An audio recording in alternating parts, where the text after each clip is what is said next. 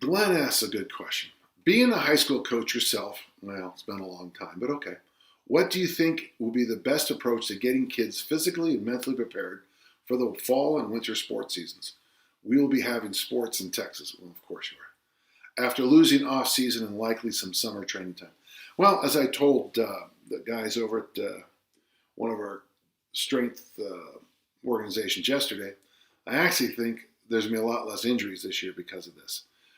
The number of stupid things, injuries that happen in the off-season training is something that we really need to talk about. It's, guys blowing their knees doing drills, all these other little issues that go on, the shoulder injuries from, rolling, hitting the ground with no pads on and stuff.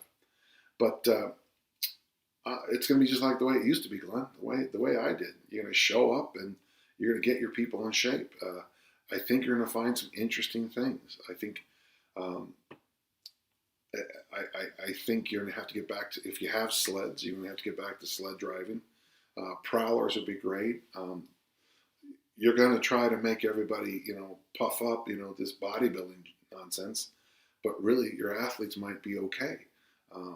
There's going to be some transitions. You're going to have to be, I don't know how much my coaches thought about this stuff back in the 70s. We had off-season programs nothing like what we do today. There was a lot more pull-ups than you see today because that's the equipment we had outside. There was a lot more, everybody ran pass patterns.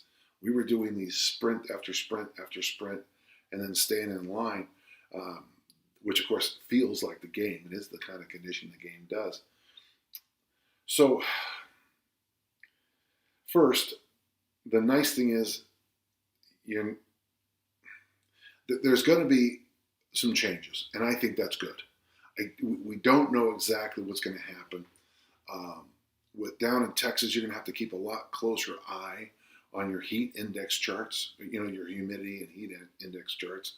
I think you're going to have to be a little bit wiser about how much total conditioning you do in practice. If you guys warm up with the 4 laps, a mile, and then do, 1,200 yards of, conditioning sprints, and then you do this and you do that and you do this, the athletes might not have their legs underneath them like they used to. Another issue, I would make sure those guys are in helmets from day one, and I would suggest doing some of those old wrestler warm-up moves on the ground with their helmets, because of all the areas, this little group of muscles right here that hold that head and helmet up, they're gonna take a beating, I think, this year.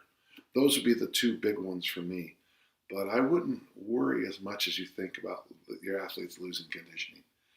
High school kids are pretty resilient. They'll be back quickly.